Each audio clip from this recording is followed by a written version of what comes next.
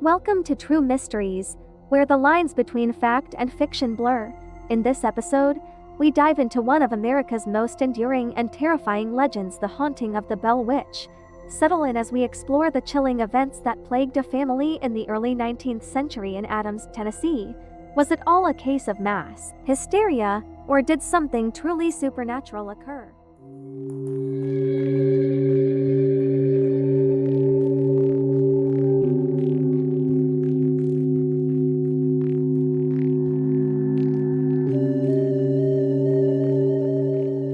The year was 1817. The Bell family had settled in the peaceful farmlands of Adams, Tennessee. John Bell, the patriarch, was a respected man in the community, and life seemed idyllic.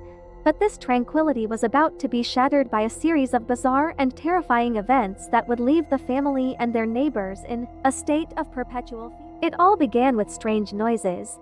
The Bell family would hear scratching, knocking, and the sound of chains being dragged across the floorboards at night. At first, they thought it was an animal, but the noises persisted, growing louder and more menacing. One night, John Bell saw a dark figure in the distance, a creature unlike any he had ever seen. It had the body of a dog, but its head was grotesque and monstrous. He fired at it, but the creature vanished into thin air. As days turned into weeks, the hauntings grew more intense. The entity, now referred to as the Bell Witch, began to physically attack the family. Betsy Bell, the youngest daughter, bore the brunt of the assaults.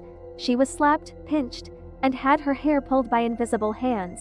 The witch's voice could be heard taunting the family, a disembodied voice filled with malice and spite. What made this haunting even more terrifying was that the entity began to speak.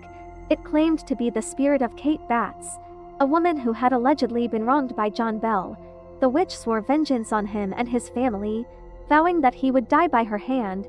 The voice would sing hymns, quote scripture, and engage in lengthy conversations with visitors to the Bell home, further fueling the mystery. The entity's prophecy came true in 1820 when John Bell mysteriously fell ill. He suffered from seizures and was bedridden for weeks. On December 20, 1820, John Bell died, and it was said that the witch took credit for his death. At his funeral, her voice was heard laughing and singing triumphantly, leaving no doubt in the minds of the townsfolk that the Bell Witch had fulfilled her curse. Even after John Bell's death, the hauntings continued for some time before eventually subsiding. The Bell Witch legend has persisted through the centuries, with many believing that the spirit still lingers in the area.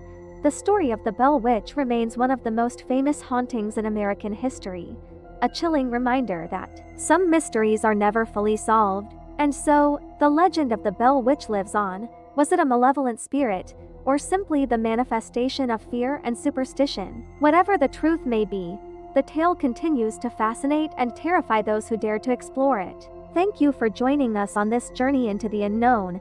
If you enjoyed this video, don't forget to give us a thumbs up, subscribe to our channel, and hit the bell notification so you don't miss any of our future stories. Until next time, stay curious and stay cautious.